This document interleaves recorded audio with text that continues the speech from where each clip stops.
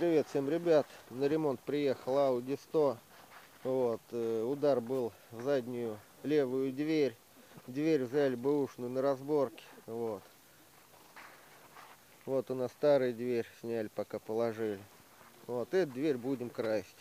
Изначально, когда ставили, не подходило. Пришлось ее подстучать, подогнать.